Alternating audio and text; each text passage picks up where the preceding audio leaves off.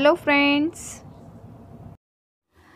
हमारे देश में शुरू से ही हर व्यक्ति का एक कर्तव्य माना जाता रहा है कि वे अपने माता पिता, पेरेंट्स, पत्नी, वाइफ एंड अवयस्क बच्चे, वो माइनर चाइल्ड जो अंडर 18 आते हैं, मीन्स वे बच्चे जिन्होंने अपनी एज 18 ईयर कंप्लीट नहीं की है, भरण पोषण करें। भरण पोषण जिसको हम गुजारा भत्ता भी बोलते हैं, जिनसे लोगों का गुजारा चल सकता है।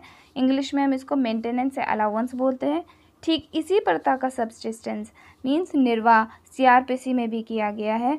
Section 125 to 128 of criminal procedure code refers to order for maintenance of wives, children and parents. In this video, we will discuss maintenance of wives.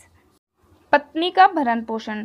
पत्नी कहाँ मेंटेनेंस के लिए केस फाइल कर सकती है, केस का प्रोसीजर क्या होता है, कौन कौन से डॉक्यूमेंट ज़रूरी हैं, हम टोटल चीज़ें इस केस से रिलेटेड इस वीडियो में डिस्कस करेंगे। सबसे पहले मैं ये बता देना ज़रूरी समझती हूँ कि सेक्शन 125 के अंतर्गत मेंटेनेंस का केस किसी भी धर्म की महिला डाल सकती है। वाइफ चाहे किसी भी रिलीजन से बिलोंग करती हो, वो section 125 of criminal procedure code के अंतर्गत मेंटेनेंस का केस फाइल करके मेंटेनेंस पाने की हकदार है। फर्स्ट स्टेप से स्टार्ट करते हैं। सबसे पहले under section 125 of CrPC petition ready होती है।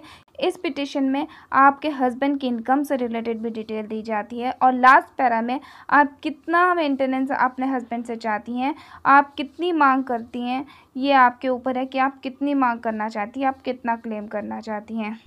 Next question comes in mind that what documents to be required. किन डॉक्यूमेंट्स की ज़रूरत होती है, आपको अपनी पिटीशन के साथ कौन से डॉक्यूमेंट्स साथ में लगाने होंगे।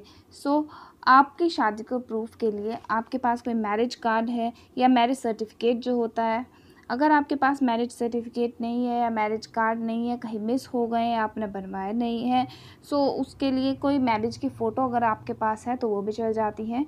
ठीक है। अपने हस्बैंड की सैलरी को प्रूव करने के लिए कि हाँ मेरा हस्बैंड जो है इतना कमाता है, जिससे आपको इजी हो जाए उसकी सैलरी को प्रूव करना। उसके प्रूफ के लिए आपके हस्बैंड की कोई सैलरी स्लिप हो, आईटीआर हो आपके पास, ताकि आप कोर्ट में साबित कर सकें कि मेरा हस्बैंड इतना कमाता है और उसमें से मुझे गुजारा भत्ता मिले। अगर आप इंटरिम मेंटेनेंस लेना चाहती हैं तो इसका आवेदन भी आप पिटीशन के साथ कर सकती हैं। इंटरिम मेंटेनेंस होता है कि केस तो लंबा चल सकता है, लगभग 2 साल, तब तक आपका गुजारा कैसे चले। तो इसके लिए आप आवेदन करते हैं कि जब तक केस का फाइनल जजमेंट नहीं आ जाता तो आपको गुजारा भत्ता मिलना शुरू हो जाए। जो आपने इंटरिम मेंटेनेंस और कार्रवाइयों के खर्चे के लिए आवेदन ये किया है, इस पर जो कोर्ट विचार है वो आपके हस्बैंड को नोटिस मिलने के 60 दिन के अंदर कर लेता है। ये इंटरिम मेंटेनेंस आपको तब तक मिलेगा जब तक कोर्ट का फाइनल जजमेंट नहीं आ जाता। फिर फाइनल जजमेंट में जितना भी कोर्ट डिसाइड करेगा आपके हस्बैंड की इनकम को देखते हुए कि आपको कितना मासिक भत्ता मिलना चाहिए, कितना मेंटेनेंस मिलना चाहिए, उसी के अकॉर्डिंग ये पैसे एडजस्ट हो जाएंगे। आपके हस्बैंड को नोटिस कब मिलेगा, इसका डिस्कशन भी हम इसी वीडियो में करेंगे। इससे पहले हम ये जान लेते हैं कि where to file the petition. The application for maintenance may be filed in the district where he or his wife resides or where he last resided with his wife.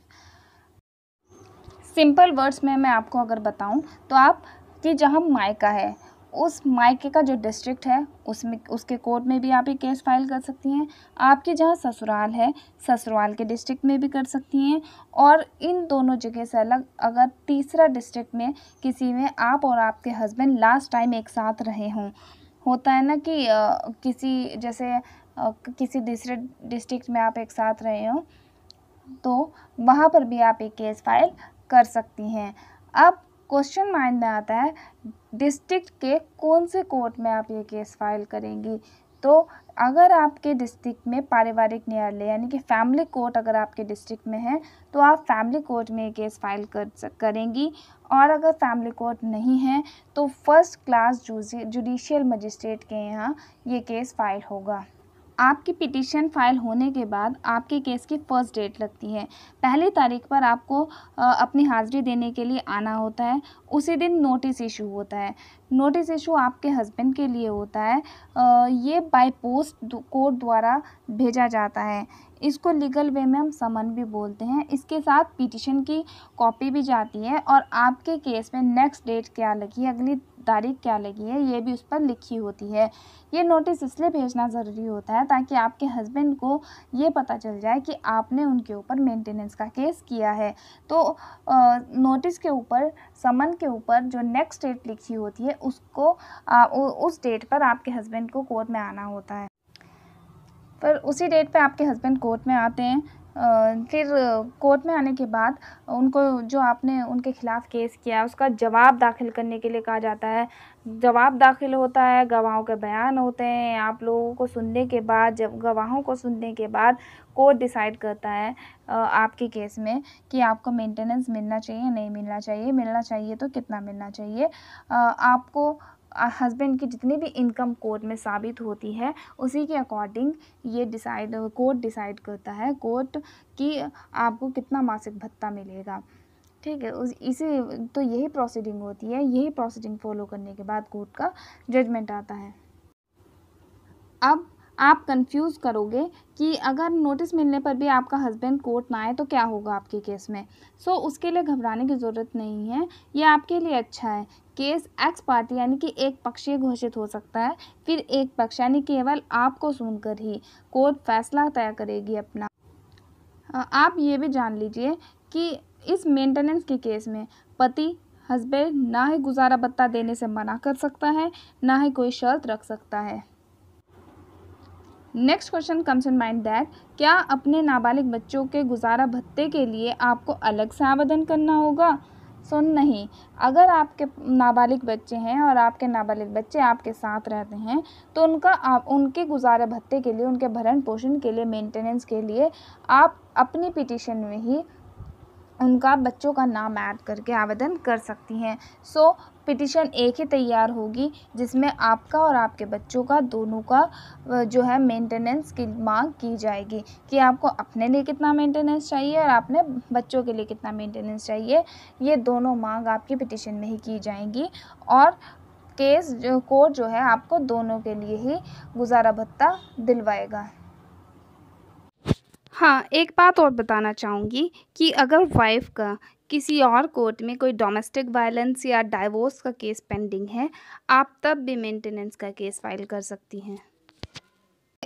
Wife, इस तरह से आप मेंटेनेंस जो है अपने husband से ले सकती हैं और अपने बच्चों का मेंटेनेंस और अपना मेंटेनेंस दोनों का ले सकती हैं। बस आपको ज़्यादा कुछ नहीं करना, इस प्रोसेस को फॉलो करना है। आई होप आपको ये प्रोसेस जो है समझ आया होगा, बट फिर भी अगर आपके माइंड में कोई कन्फ्यूज़न है तो आप मुझे कॉल या मैसेज करके अपना कन्फ्यूज़न दूर कर सकती हैं।